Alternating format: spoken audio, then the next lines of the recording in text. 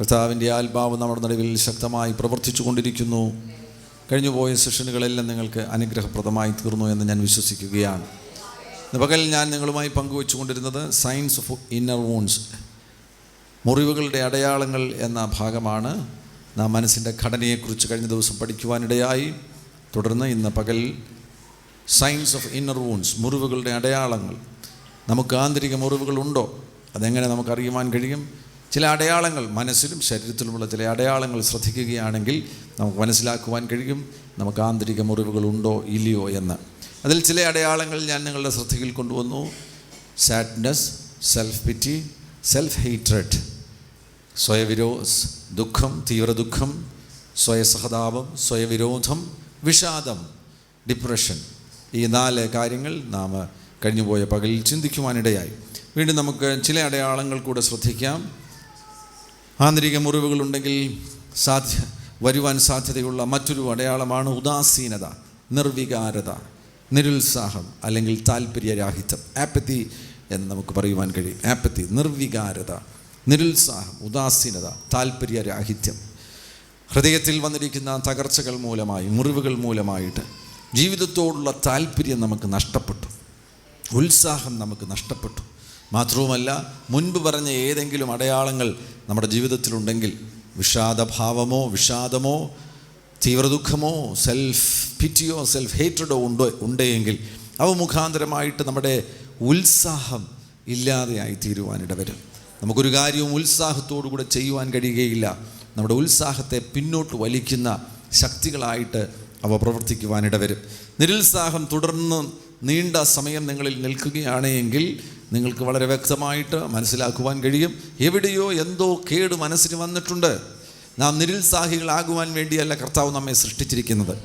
Eden തോട്ടത്തിൽ തന്നെ ആദമനെ ആക്കിയ സന്ദർഭത്തിൽ തോട്ടത്തിൽ പണിയെടുക്കുവാൻ വേണ്ടിയാണ് ആദമനെ ആക്കിയത്. അതിനാൽ ഉത്സാഹത്തോടുകൂടെ നമ്മെ ഏൽപ്പിച്ചിരിക്കുന്ന ഉത്തരവാദിത്തങ്ങൾ വേഗത്തിൽ ചെയ്യുവാൻ വേണ്ടി ബാധ്യതയുള്ളവരാണ് നാം ഓരോരുത്തരും. കർത്താവ് തന്നെ തൻ്റെ ശിഷ്യന്മാരെ വിളിച്ച സന്ദർഭത്തിൽ ഉത്സാഹികളെയും അധ്വാനികളെയുമാണ് കർത്താവ് തൻ്റെ ശിഷ്യന്മാരായി വിളിക്കുവാനിടയായത്. മാത്രവുമല്ല, അവർ അധ്വാനിക്കുന്ന സമയത്താണ് അവിടെ ചെന്ന് അവർ ജോലി ചെയ്യുന്ന ഇടത്തു നിന്നാണ് കർത്താവ് അവരെ വേലയ്ക്ക് വേണ്ടി വിളിച്ച് വേർതിരിച്ചത്. പത്രോസിൻ്റെ അനുഭവം തന്നെ നിങ്ങൾ ലൂക്കോസിൻ്റെ സുവിശേഷം അതിൻ്റെ 5-ാമത്തെ അധ്യായത്തിൽ ശ്രദ്ധിക്കുകയാണെങ്കിൽ കാണുവാൻ കഴിയുന്നുണ്ട്. അവൻ ഗലീല കടലിൽ രാത്രി മുഴുവൻ അധ്വാനിച്ചിട്ട് അന്ന് പ്രഭാതത്തിലാണ് യേശു അവനെ കണ്ടുമുട്ടുന്നത്, യേശു അവൻ്റെ പടകിൽ പ്രവേശിക്കുന്നത്. യേശു അവൻ്റെ പടകിൽ പ്രവേശിക്കുന്ന സന്ദർഭത്തിൽ അവനെ ശ്രദ്ധിക്കുമ്പോൾ നമുക്ക് എന്താണ് കാണുവാൻ കഴിയുന്നത്? അവൻ രാത്രി മുഴുവൻ കടലിൽ അധ്വാനിച്ചു, പക്ഷേ ഒരു ചെറിയ മീനെ പോലും അവന് ലഭിച്ചില്ല. എന്നിട്ടും അവൻ അന്ന് പ്രഭാതത്തിൽ വല കഴുകിക്കൊണ്ടിരിക്കുകയാണ്. അത് ആ ഉത്സാഹത്തെയാണ് കാണിക്കുന്നത്. ഒരു ശ്രമത്തിൽ പരാജയപ്പെട്ടു, രാത്രിയിൽ ഒരു 8 മണിക്കൂർ അധ്വാനിച്ചിട്ടും ഒരു ചെറിയ മീനെ പോലും ലഭിക്കാത്ത ഒരു മനുഷ്യന് നിരാശയുണ്ടാകുവാൻ സാധ്യതയില്ലേ? സ്വയവിരോധമുണ്ടാകുവാൻ സാധ്യതയില്ലേ? താൻ ആ ചെയ്യുന്ന പണിയിൽ നിന്ന് പിൻവലിയുവാൻ സാധ്യതയില്ലേ? എന്നാൽ പത്രോസ് അതിന് തയ്യാറാകുന്നില്ല. പത്രോസ് വല വീണ്ടും കഴുകുന്നതിൻ്റെ അതിലൂടെ ലഭിക്കുന്ന പ്രധാനപ്പെട്ട സന്ദേശം എന്താണ്? വല കഴുകുന്നതിലൂടെ പത്രോസ് കൊടുക്കുന്ന സന്ദേശം ഇതാണ്: എനിക്ക് ഇന്നലെ സംഭവിച്ച പരാജയത്തിൽ ഞാൻ അല്പം പോലും കുലുങ്ങിയിട്ടില്ല. കടലേ, നീ നോക്കിക്കോ, ഞാൻ ഇന്ന് രാത്രി വീണ്ടും വരാൻ പോകുകയാണ്. അതുകൊണ്ടാണ് ഞാൻ വല കഴുകുന്നത്. പരാജയത്തിൽ ദുഃഖിക്കുന്നവരായിരുന്നുവെങ്കിൽ വല കീറിക്കളയുമായിരുന്നു, പടകടിച്ച് തകർക്കുമായിരുന്നു, നെഞ്ചത്തടിച്ച് കരയുമായിരുന്നു, ഉടനെ ചാരായ ഷാപ്പിൽ പോയി കള്ളു കുടിക്കുമായിരുന്നു. എന്നാൽ പത്രോസ് അതിനൊന്നും തയ്യാറായില്ല. അവൻ അധ്വാനിച്ചിട്ടൊന്നും കിട്ടിയില്ല എങ്കിൽ പോലും അവൻ തൻ്റെ പടക് കഴുകിക്കൊണ്ടിരിക്കുകയാണ്.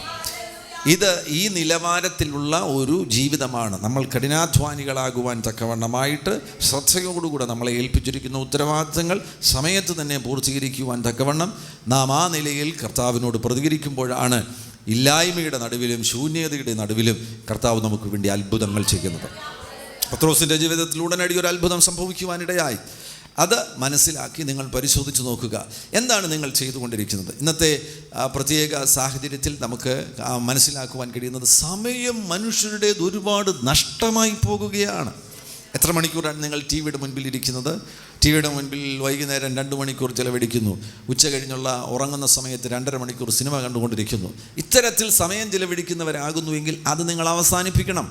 ഒരാന്തരിക സൗഖ്യം നിങ്ങൾക്ക് ലഭിക്കുകയും ക്രിസ്തുവിൽ നിങ്ങൾക്ക് ഒരു വളർച്ച ലഭിക്കുകയും ചെയ്യണമെന്ന് നിങ്ങൾ ആഗ്രഹിക്കുന്നുവെങ്കിൽ അനാവശ്യമായി പ്രയോജനമില്ലാത്ത കാര്യങ്ങൾക്ക് വേണ്ടി ചിലവഴിക്കുന്ന സമയങ്ങൾ വെട്ടിച്ചുരുക്കേണ്ടത് ആവശ്യമാണ്. കർത്താവിൻ്റെ ഒരു സമീപനം എന്ന് പറയുന്നത്, നിങ്ങൾ യോഹന്നാൻ്റെ സുവിശേഷം 6-ാമത്തെ അധ്യായം 12-ാമത്തെ വാക്യം ഒന്ന് വായിച്ചേ. യോഹന്നാൻ്റെ സുവിശേഷം 6:12. അവർക്ക് തൃപ്തിയായ ശേഷം അവൻ ശിഷ്യന്മാരോട് ശേഷിച്ച കഷണം ഒന്നും നഷ്ടമാകാതെ ശേഖരിപ്പീനെന്ന് പറഞ്ഞു. നോക്ക്, ഇവിടെ ഈ 5000 പേരെ 5 അപ്പവും 2 മീനും കൊണ്ട് പോഷിപ്പിച്ചതിന് ശേഷം ഈ താഴെ വീണ കഷണത്തിന് വല്ല പ്രാധാന്യമുണ്ടോ? നിങ്ങൾ NIV ബൈബിൾ ഉള്ളവരുണ്ടെങ്കിൽ ആ ബൈബിളിൽ എഴുതി വെച്ചിട്ടുണ്ട്. അവിടെ രേഖപ്പെടുത്തിയിരിക്കുന്നത് waste nothing, to not waste anything. ഒന്ന് വായിക്കാമോ? NIV ആരുടെങ്കിലും കയ്യിലുണ്ടോ? 6-ാമത്തെ അധ്യായം 12-ാമത്തെ വാക്യം. ഇംഗ്ലീഷ് ബൈബിളുള്ള ആരെങ്കിലും ഉണ്ടോ? ഏത് വർഷം? അതിനകത്ത് എന്താ എഴുതിയിരിക്കുന്നത്? Nothing will be lost. Okay, NIV എഴുതിയിട്ടുണ്ട് ഒന്നും നഷ്ടമാക്കരുത്, ഒന്നും വേസ്റ്റ് ചെയ്യരുത് എന്നാണ് അവിടെ രേഖപ്പെടുത്തിയിരിക്കുന്നത്. ഒന്നും നഷ്ടമാക്കരുത്. അപ്പോൾ നമുക്ക് സമയം നഷ്ടമാക്കുവാൻ നമുക്ക് അനുവാദമില്ല. പണം വെറുതെ നഷ്ടമാക്കുവാൻ നമുക്ക് അനുവാദമില്ല. ആരോഗ്യം വെറുതെ നഷ്ടമാക്കുവാൻ നമുക്ക് അനുവാദമില്ല.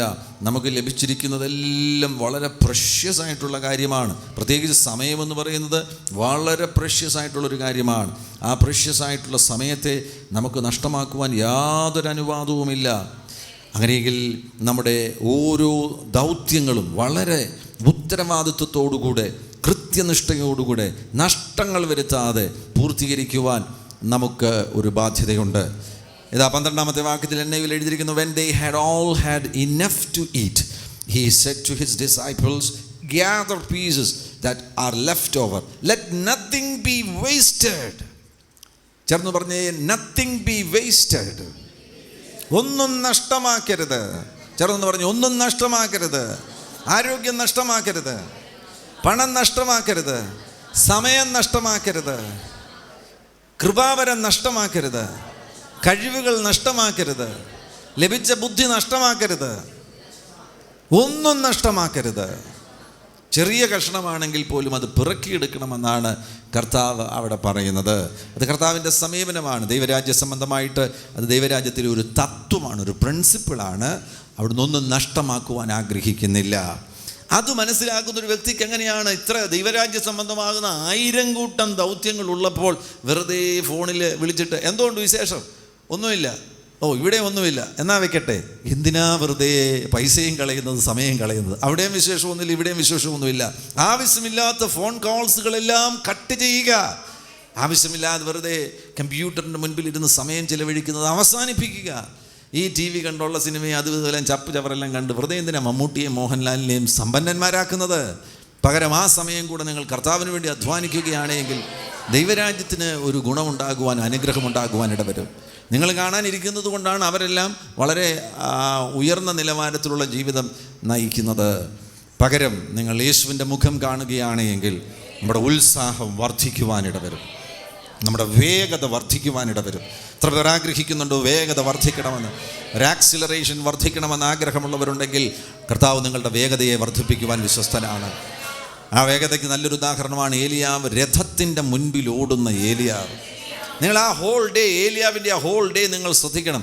അന്ന് രാവിലെ മുതൽ അവിടെ ബാലിൻ്റെ പ്രവാചകന്മാരുമായിട്ടൊക്കെ ഉഗ്രൻ വെല്ലുവിളി നടത്തിയതിന് ശേഷമായിട്ട് അവരവിടെ യാഗം നടത്തുവാൻ വേണ്ടി ശ്രമം നടത്തുമ്പോൾ ഏലിയാവ് അതിനെ എതിർത്ത് നിന്നതിന് ശേഷമായിട്ട് പിന്നീട് ഉച്ചയോടടുക്കുന്ന സമയത്ത് താൻ യാഗപീഠം ഉണ്ടാക്കിയിട്ട് ആ കാളയെ അറുത്ത് യാഗപീഠത്തിൽ വെച്ച് തീ ഇറക്കിയിട്ട് വാളുകൊണ്ട് ബാലിൻ്റെ പ്രവാചകന്മാരെ കൊന്നിട്ട് ഇതെല്ലാം കഴിഞ്ഞിട്ട് പിന്നെ മുട്ടുമടക്കി ഇരുന്ന് പ്രാർത്ഥിക്കുകയാണ് മഴ പെയ്യുവാൻ വേണ്ടി.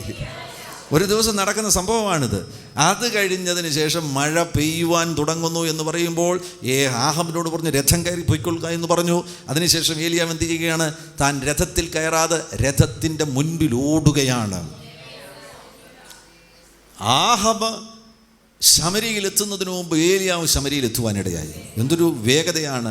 ഞാൻ ഓർക്കുകയാണ്, ആ ഓട്ടത്തിൻ്റെ ഇടയിൽ ആഹാബ് ഒന്ന് ശ്രമിച്ചു കാണും. താൻ കുതിരവണ്ടിയിലല്ലേ പോകുന്നത്. ഈ മനുഷ്യൻ ഏലിയാവിൻ്റെ മുന്നിലൊന്ന് ഓവർടേക്ക് ചെയ്യുവാൻ വേണ്ടി ആഹാബ് പരമാവധി ശ്രമിച്ചു കാണും. പക്ഷേ ആഹാബെ, നീ കുതിരയുടെ ശക്തിയിൽ ആശ്രയിക്കുന്നവനാണ്. ഏലിയാവിൻ്റെ കാലയിൽ വന്നിരിക്കുന്നത് കുതിരയുടെ ശക്തിയല്ല, പരിശുദ്ധാത്മാവിൻ്റെ ശക്തിയാണ്.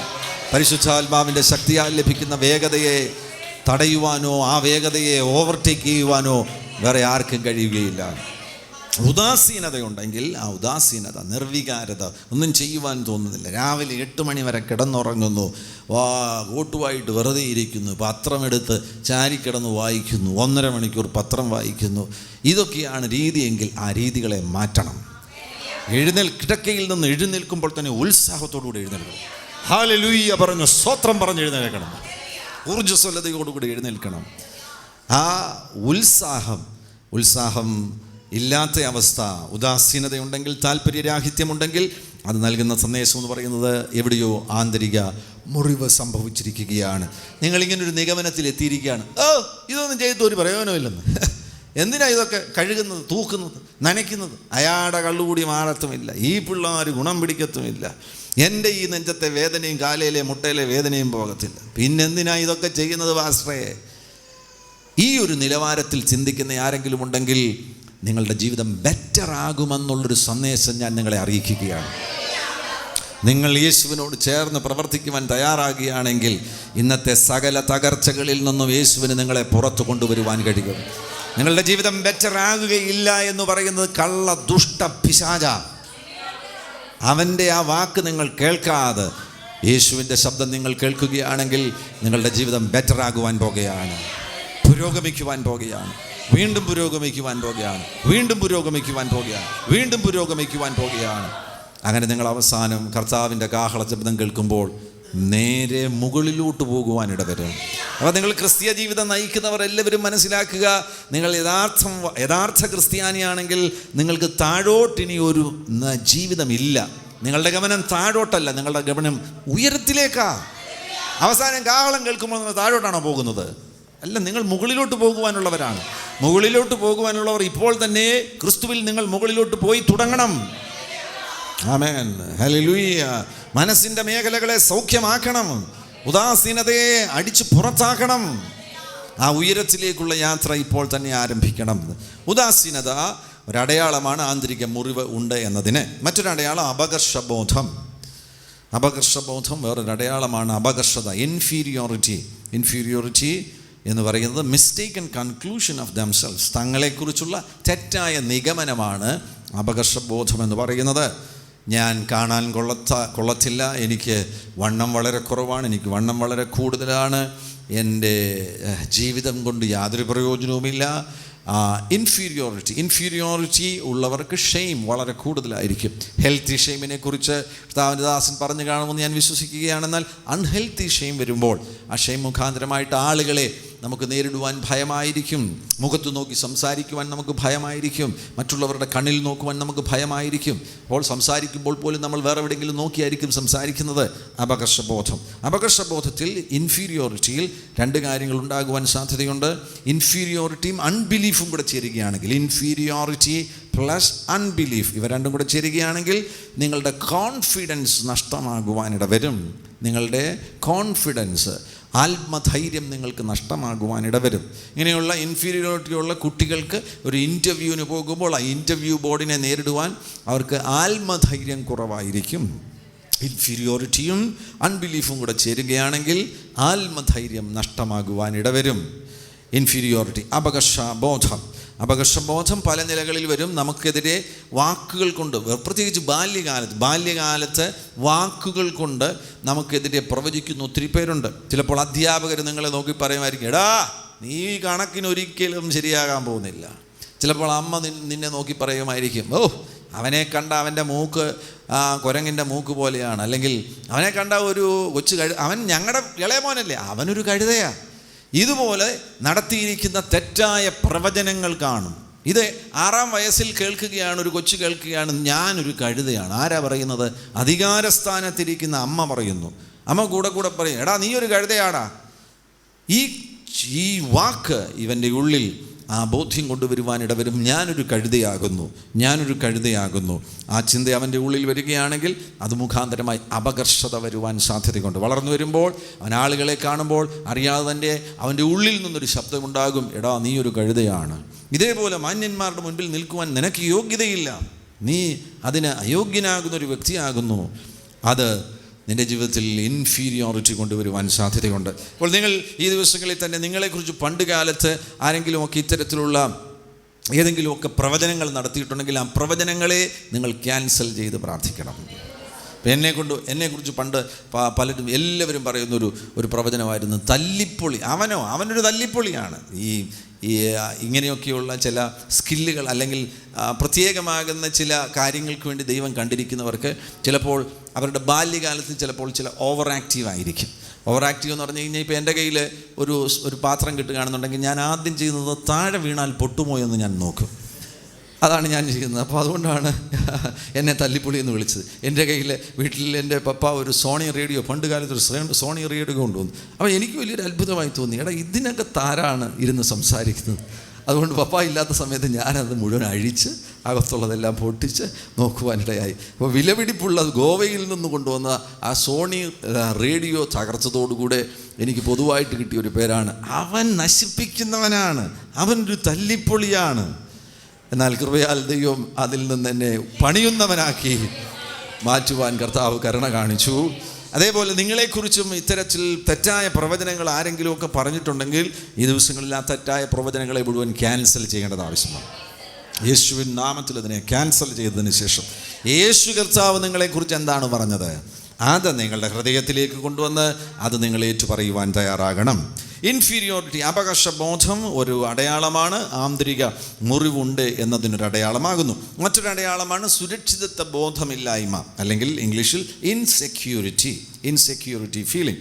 സുരക്ഷിതത്വ ബോധമില്ലായ്മ ആന്തരിക മുറിവുകൾക്ക് ഒരടയാളമാണ്. സുരക്ഷിതത്വ ബോധമില്ലായ്മ എന്ന് പറയുന്നത് എൻ്റെ ഇപ്പോഴുള്ള അവസ്ഥകൾ നിലനിൽക്കുകയിൽ ഒരു സ്ഥാനമുണ്ടെങ്കിൽ ആ സ്ഥാനം എനിക്ക് നഷ്ടപ്പെട്ടു പോകും. ഞാൻ സെക്യൂർ ഫീലിംഗ് എനിക്കില്ല, സുരക്ഷിതത്വ ബോധം എനിക്കില്ല.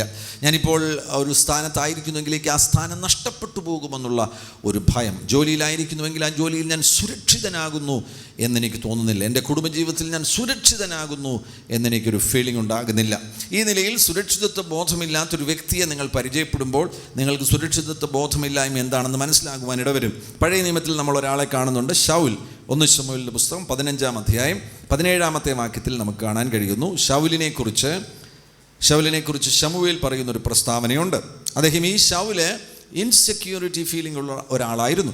ഇൻസെക്യൂരിറ്റി ഫീലിംഗ് ഉള്ളതുകൊണ്ടാണ് അദ്ദേഹം ഒരു പാട്ട് കേൾക്കുവാനിടയായി. ശൗൽ 1000 കൊന്നു, ദാവീദ് 10,000. എനിക്ക് 1000 അവന് 10,000 കൊടുത്തു.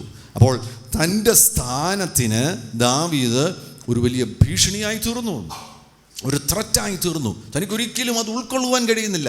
എന്നേക്കാൾ വലിയൊരാളായിട്ട് ഈ കൊച്ചു പയ്യനെ ഈ ജനം കണ്ടോ, അത് തനിക്കൊരു ഭീഷണിയായി തീർന്നു.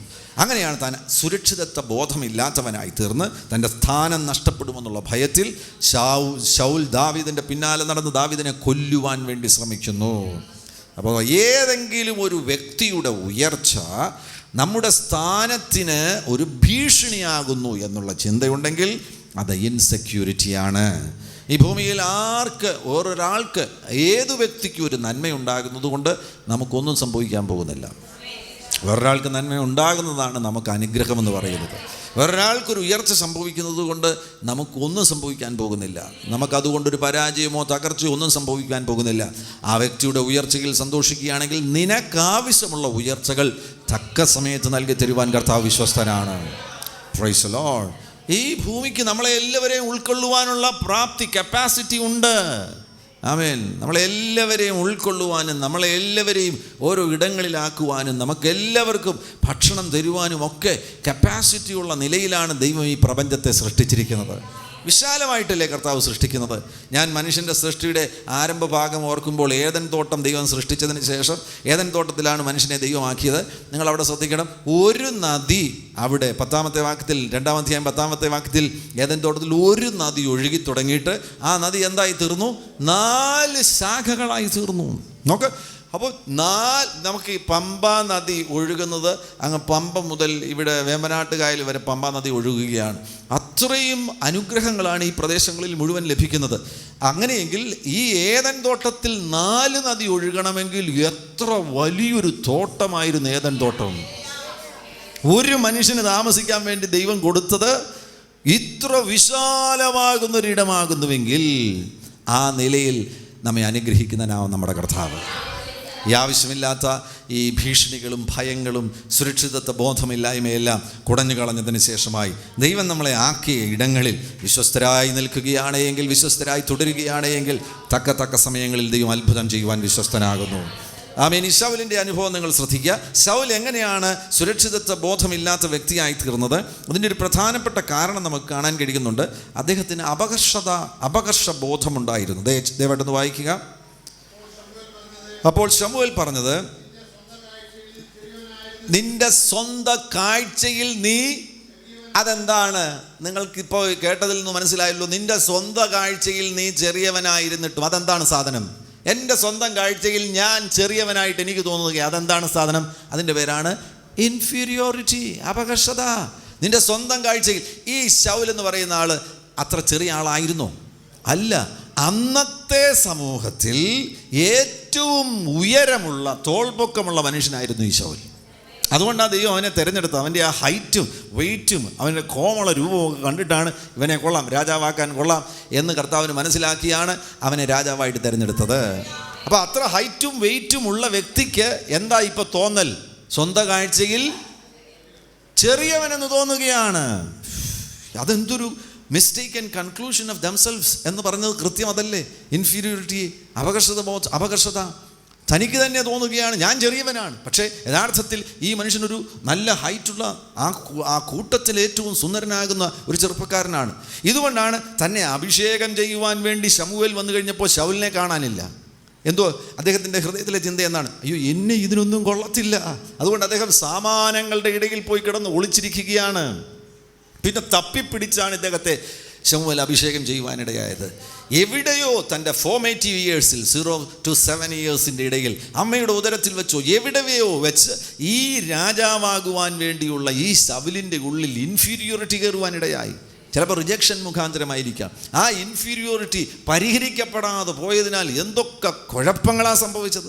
ഇൻഫീരിയോറിറ്റി അതിൽ നിന്ന് അടുത്തതിലേക്ക് പോയി, ഇൻസെക്യൂരിറ്റിയിലേക്ക് പോയി, ഇൻസെക്യൂരിറ്റിയിൽ നിന്ന് ഇൻഡിപെൻഡൻസിലേക്ക് പോയി, ഇൻഡിപെൻഡൻസിൽ നിന്ന് ഇമോഷണൽ ഹാർട്ടിലേക്ക് പോയി, ഇമോഷണൽ ഹാർട്ടിൽ നിന്ന് പ്രൈഡിലേക്ക് പോയി, പ്രൈഡിൽ നിന്ന് ഇൻസെക്യൂരിറ്റിയിലേക്ക് പോയി, ഇൻസെക്യൂരിറ്റിയിലേക്ക് പോയപ്പോൾ എൻ്റെ രാജ്യം, എൻ്റെ ശുശ്രൂഷ, എൻ്റെ പാർട്ടി, എൻ്റെ ഗ്രൂപ്പ്, എൻ്റെ വാക്ക്, ഞാൻ പറഞ്ഞ ആശയം, ഇതിനു വേണ്ടിയുള്ള പിടിവലിയെല്ലാം നടത്തിയിട്ട് അവസാനം ഇതിൻ്റെ എല്ലാം പരിണതഫലമായിട്ട് ഗിൽബോവ പർവ്വതത്തിൽ താൻ കൊല്ലപ്പെടുവാനിടയായി.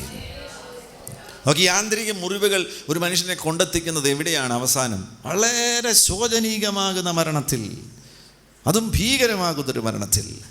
തൻ്റെ ആന്തരിക മുറിവുകളൊന്നും പരിഹരിക്കപ്പെട്ടില്ല. പിന്നെ ദുരാത്മാക്കൾ വന്നു പീഡിപ്പിച്ചു. താൻ നേരിട്ട് ഏറ്റവും പ്രധാനപ്പെട്ട ഒരു ആന്തരിക സംഘർഷമായിരുന്നു ഇൻസെക്യൂരിറ്റി. ആ ഇൻസെക്യൂരിറ്റിയിൽ നിന്ന് പുറപ്പെടുവാൻ സാധ്യതയുള്ള ഒരു പ്രധാനപ്പെട്ട പാപമാണ് സെൽഫിഷ്നെസ് എന്ന് പറയുന്നത്, സ്വാർത്ഥത എന്ന് പറയുന്നത്, അല്ലെങ്കിൽ സിൻ ഓഫ് ഇൻഡിപെൻഡൻസ്. എനിക്കാരെയും ആശ്രയിക്കാൻ കഴിയത്തില്ല, എനിക്കാരുടെയും സഹായം വേണ്ട, ഞാൻ ആരെയും വിശ്വസിക്കുകയില്ല, എൻ്റെ കാര്യം ഞാൻ തന്നെ നോക്കാം.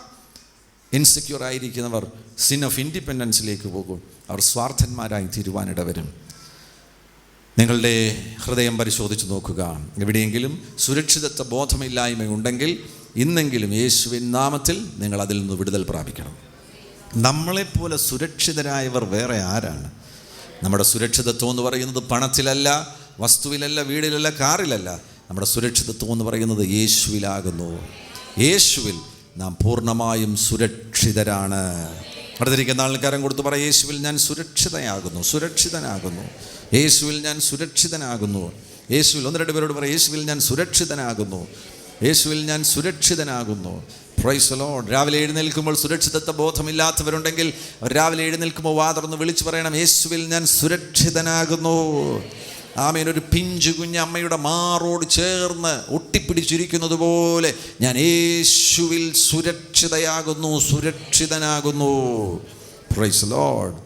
സുരക്ഷിതത്വ ബോധമില്ലായ്മ, ഇൻസെക്യൂരിറ്റി ആന്തരിക മുറിവുകളുടെ ഒരടയാളമാകുന്നു. ഞാൻ യോഗ്യനല്ല യേശുവേ, നിൻ നന്മ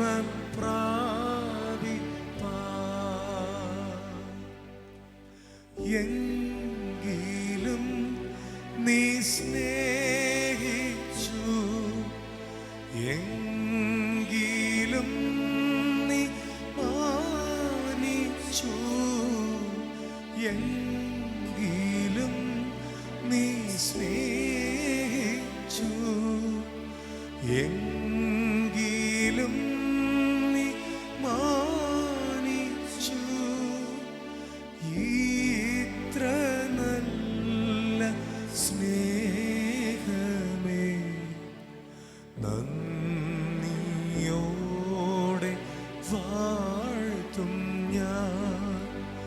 ഇത്ര നല്ല സ്നേഹമേ, നന്ദിയോടെ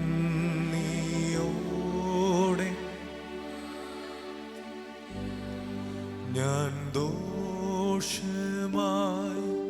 നിരൂപിച്ചു, ദോഷങ്ങൾ പ്രവർത്തിച്ചു. ഞാൻ ദോഷമായി നിരൂപിച്ചു, ദോഷങ്ങൾ പ്രവർത്തിച്ചു. എങ്കിലും കനിഞ്ഞു നീ, എങ്കിലും ക്ഷമിച്ചു നീ, എങ്കിലും കനിഞ്ഞു നീ, എങ്കിലും ക്ഷമിച്ചു നീ.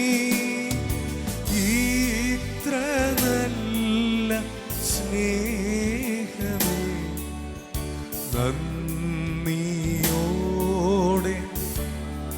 പാടിക്ക. ഇത്ര നല്ല സ്നേഹമേ, ഇത്ര നല്ല നന്ദിയോടെ. ഞാൻ യോഗ്യനല്ല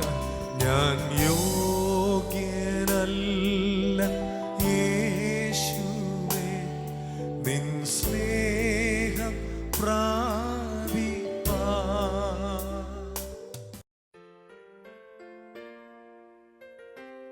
ജീസസ് റെയിൻസിൻ്റെ അത്ഭുതങ്ങളുടെ ദിവസം, ഡേ ഓഫ് മിറക്കിൾസ്, തിരുവല്ലയിൽ ബിലീവേഴ്സ് യൂത്ത് സെൻ്ററിൽ വെച്ച് നടത്തപ്പെടുന്നു.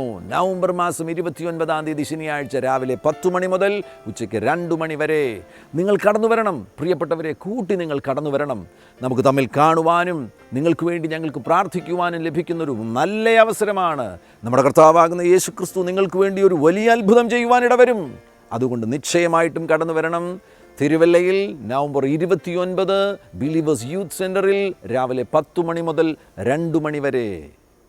ഫയർ വിങ്സിന്റെ annual prayer conference the new covenant 2015 ജനുവരി 12 മുതൽ 16 വരെ അടൂർ മാർത്തോമ യൂത്ത് സെന്ററിൽ pastor Finny Stephen Samuel, brother Biji Anchal, pastor Raison Thomas, pastor Reji Mathew, brother Binoy Kottarakkara, pastor John Varghese, brother Rajeev Varghese തുടങ്ങിയ അഭിഷിക്തന്മാർ ദൈവവചനം ശുശ്രൂഷിക്കുന്നു. രജിസ്ട്രേഷൻ ആരംഭിച്ചിരിക്കുന്നു.